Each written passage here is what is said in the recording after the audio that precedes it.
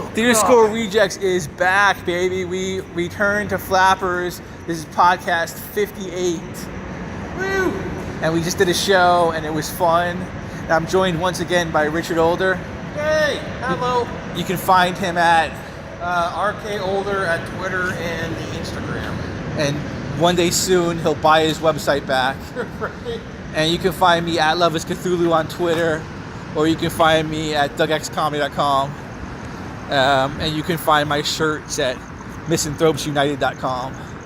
Those are pretty cool. Because somebody in like Sweden just bought like a necklace I designed. And that's awesome. And I made like $3. I'm like, whoa! Very, very random. Yeah, it was totally random. I'm just like, I make shit on Zazzle, and it doesn't sell, and then someone in fucking Europe buys something. I'm like, fuck! Look at me. Fashion trending. I need to go on at Zazzle because I got a number of shirt ideas. Yeah. I just haven't. Well, your face is on one of my shirts. It is. OSTF. The OSTF. Deep Cuts came back.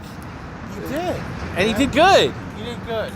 I packaged him so safe. Like, he was like with those fucking physics class in high school, like where you drop the egg. I'm like, okay, how much can I buffer and How just much package? can I protect him? Yeah. How much padding can I put around him so if he falls, he's not gonna break? Well, because I had to protect three things. I had to protect the comedy scene because I had no idea how it was gonna go. I had to protect Amanda, and I had to protect Nicholas. That's a lot of protection when I've only got 60 minutes to book. Hello again. We'll say hi to the Hi. Foundation. We're podcasting. Say hello to our fours of listeners. Hello to self. Hello, people. Hello.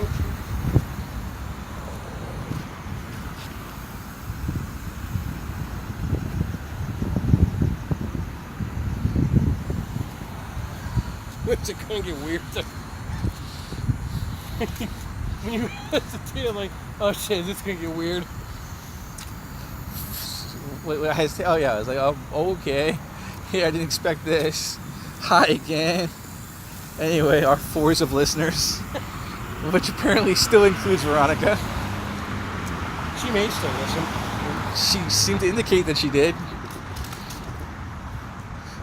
With the hello to self reference. Anyway, moving on. Is that what she said? I didn't hear. She said hello to self. So that was Ronnie. The Ronnie. Amanda and her husband. Tonight. And she did awesome. Oh yeah, so it's about protection. So I tried to protect Amanda. That's a lot of protection for a 60-minute show. That is like 3 condoms. 3 condoms deep. Which I'm sure Deep Cuts appreciates the deep condom work. Deep cuts. It was good to see him. Yeah, I call it deep cuts, and then you joined me. We gave him a really good shout out to come to the stage. We did. You started yelling out for him. Yeah, I did that, dude. Create some energy. It's cool. So I had a conversation with Andrew, not Andy. Andrew Mercado. Andrew Mercado, just to differentiate them. So Andrew Mercado came out to support tonight, which is awesome. Yeah, with his new girlfriend, I think. Is that his new girl? I don't know. It's his girl she came with him last time. I assume they're dating, but it could be his friend. Yeah. Let's say his girlfriend. We're rooting Hopefully for him. for him. Yeah. Let's say his girlfriend. Say his girlfriend. So they came out, and that was cool. Him and I were talking out in the lobby, and how he gave me a really good compliment, me and Mistress K, about how he's seen us evolving, like getting stronger as comedians. Yeah. And we started talking about how cool it is to be part of, the Theater School Reject community, because it's not really like that. Like, comedy's a real solo activity. And so you may have comedic friends, but it doesn't necessarily mean that comedians are hanging out. We're Theater School Rejects, and all people we know. We've been working with a lot of these people all year. Yeah. Well, so like, it's nice to be able to see the evolution of the group and the comedians and how they're improving Well, I'm it's trying to nice like. see. Well, I don't know. I'm trying to bring like a little theater aesthetic to it, where it's like a repertory theater. Like it's a different, it's like a pool of people. And it's a different cast for different shows, but you can still be like, okay, hey, I'm not in this show, but I'm gonna be in the next show, and I can support people because it's not a competition. Like, oh no, if I'm not in this show, like I'm on the outs. You have enough shows where like, okay, I can miss this one and still support people. Yep. And like, well, no, that's like the idea of it, a repertory theater, where it's like a pool of people, and the people can support each other because they can be like, hey, this is a thing I'm doing. You'd be a good fit for that, and like, because you brought people in, like you brought in Goldie and you brought in Felice, and they're fantastic. Yeah, we also had Michael, right? Michael Chupa. He was in. He wasn't here for this, but he's become. Yeah, he was in the show you booked for. He came out tonight too. Did he? Is that who that was? Yeah, he came out. Someone like addressed me. I had no idea who they were. Oh. Like Doug, and I'm like, how do I know you? It was probably him. Yeah, he's in the. That's Burbank wow, everybody. He came out to support the show tonight and too. Ryan came out. He was one of my comp tickets. Yep. So like, we're just saying names, which isn't great podcasting, but like, people did come out and like. But I'm saying like, there's an idea I have, an ideal perhaps, of where it can somehow comedy can be a group activity. Yeah. It can be a community where we support and help each other out. Tonight was great. It was great to see. Like, we named these people. Like, right, it's not a great podcasting thing, but it's really just an appreciation of people supporting the group. There was a lot of that. It was really, the people came together in just like a way that we have not, and like part of that is like putting together a scene, like, which is, even though it's just a 5-minute scene, there's a lot of work that went into writing it and then like directing it and having the actors and learning the lines. Doing phone call rehearsals. What, did you want to get together in person? Right. Would that have been easier? Which is near impossible. It was hard on to the demographic, like of where everyone's located. Well, I think phone rehearsals work fine. I've got no problem with phone rehearsals. It's just a matter of like, it's a matter of. Eventually, you gotta get the blocking worked out, but you can even that was fine. As long as everybody gets off book on their own, and that's the thing that people don't always understand. They rely on rehearsal to get off book, and that's between actors. Actors get off book, and their rehearsals is to get to bring the nuance to the part. Right. Getting off book is what you're doing your own. Right. Whereas non-actors are like, oh, I'll learn my lines in rehearsal. No, rehearsals for character work. And yes, I'm talking to you. Yeah, Richard, that's me. That's me saying, Richard, learn your fucking lines at work, not in rehearsal. But same thing with Mistress K. I don't think she was off book either. So, no, I think Andy was the only one who's really off of. Yeah, because he's an actor. Off book, right? Which is like, but there is not enough actors in theater in our Theater School Rejects. But I'm talking to you as a colleague because I want you to write. You are a writer. You're a screenwriter. Write. It is literally what I moved here to do. I know, and while it's not a screenplay, it is putting your writing in front of 11 audience members, which is it's a focus group. Yeah, you can't. People pay money for that. You get to have an audience see your written work come to life, and I say, I love it. That's a great feeling. Like, I was so much more excited about the 5-minute scene than it was about my set tonight. My set was like, yeah, but that's beyond that. I told this before. It's like, I put a little GIF on it on Facebook. Like, when I'm just performing, I'm performing October 28th at Flappers. I'm like, I'm performing. Yeah, I'm doing 5 minutes. Right. But like, I got a scene I wrote. Well, but even just producing a show, like if it's a show, like, I got a show tonight, woo! It's true. Because I'm a baby.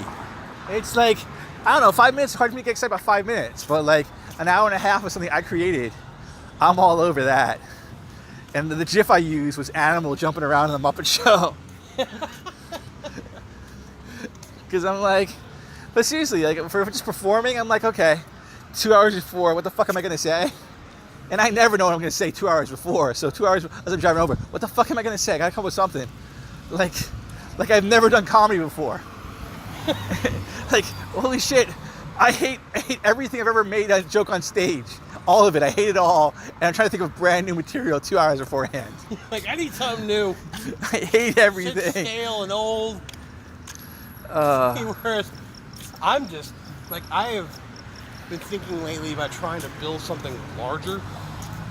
Because because like the 5-7 sets are fine, but I'm thinking about trying to put together like a half hour, because as over the last couple of months, I've been working on some material, thinking about some stuff, restructuring some things, and I realized I got a bunch of stuff that I'm not doing.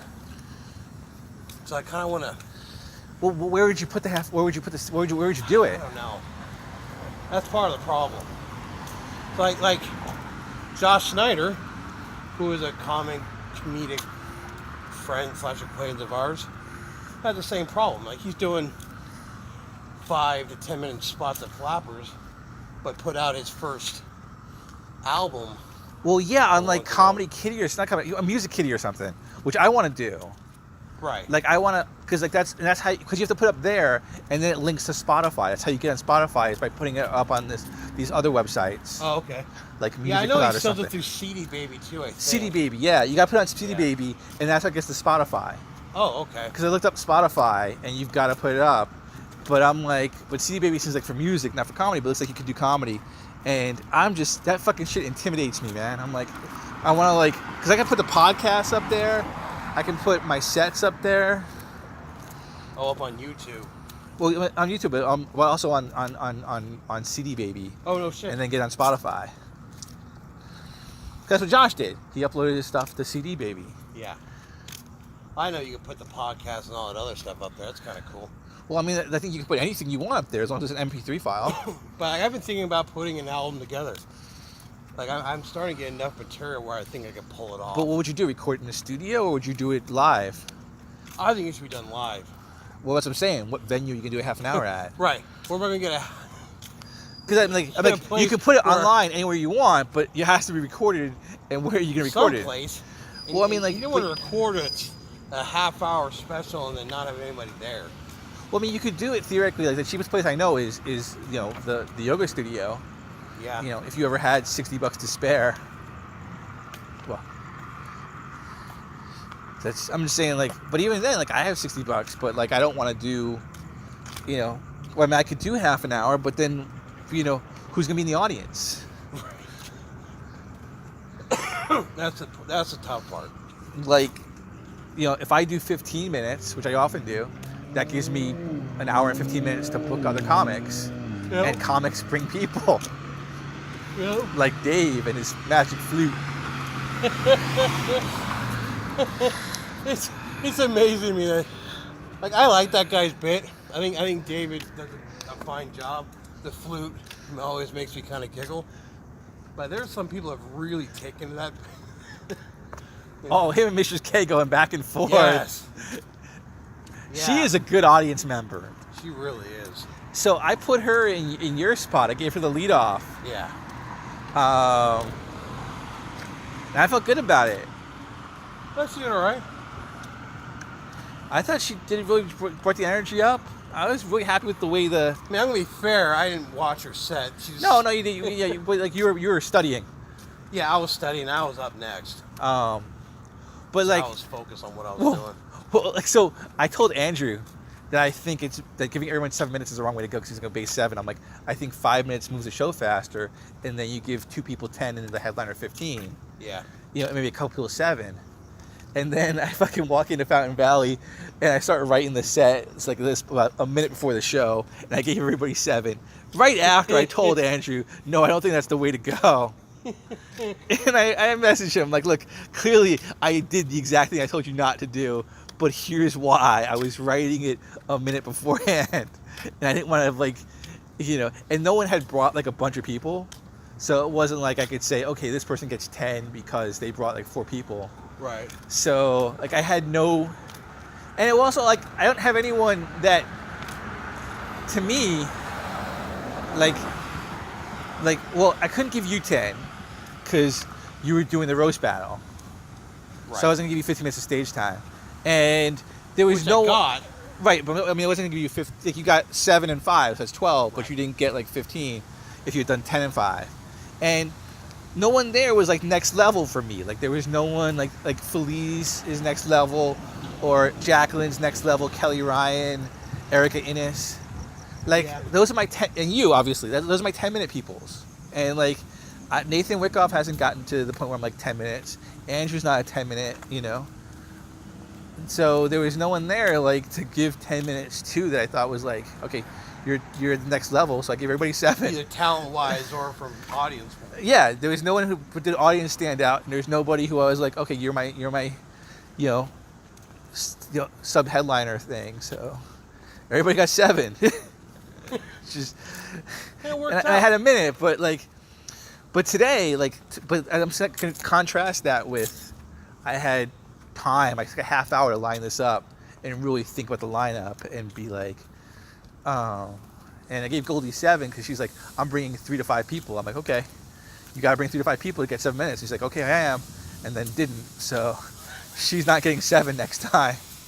She was funny though. And she brought 2 people, which was like, ended up, like I said, everybody was needed, and that was huge. So we'll give her a pass because she may have brought 2 instead of 3, but she brought a crucial 2. She brought a crucial too. It was important. Everybody mattered. Everybody mattered. Where the fuck are we? I don't even know. I think We're keep going. yeah, we're down here. So, but anyway, what was your thoughts? Any thoughts on the show? That was a fun show. I wish I had sat in and watched more of it. Like I saw a couple people.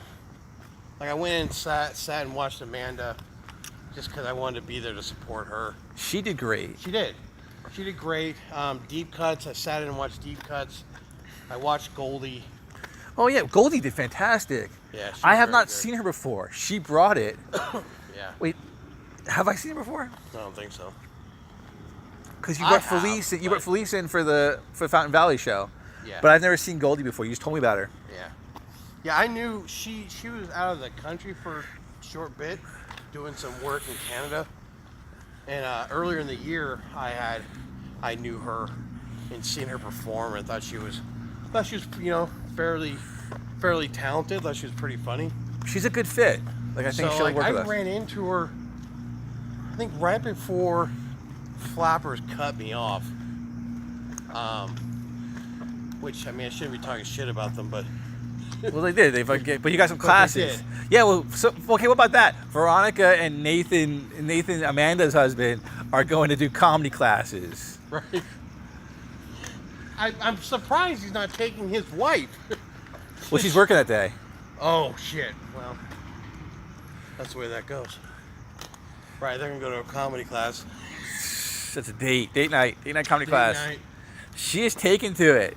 She is taking to comedy. But Veronica, who I have tried 100 times to like do a set, is now taking a comedy class. Apparently.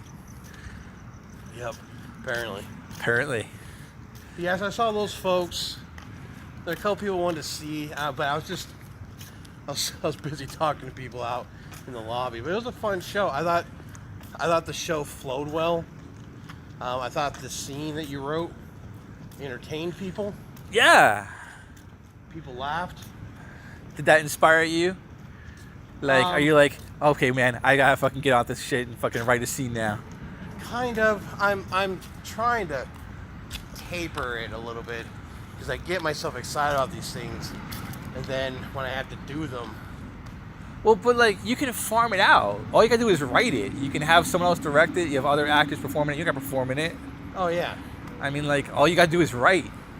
Which I know I have not written much in the past year, and it's been annoying to me. But like, writing this and having people see it, like, I don't know.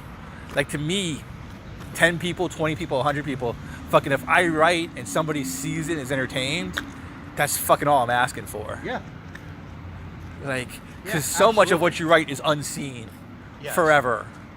right. It's never seen. It's never performed. No one ever knows about it. Yeah, this is A lot of times, that's a good thing.